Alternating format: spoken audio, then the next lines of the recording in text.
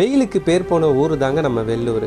ஆனால் அது மட்டும் இல்லை, இங்கே சோழர் காலத்தில் கட்டின மிக முக்கியமான கோவில் ஒன்று இருக்குது. அது எங்கன்னா வேலூர் மாவட்டம் திருவலம் வழியாக வந்தீங்கன்னாக்கா மேல்பாடி கிராமத்தில் பொன்னை ஆற்றங்கரை பக்கத்திலேயே இருக்க சோமநாதீஸ்வரர் திருக்கோவில் தாங்க.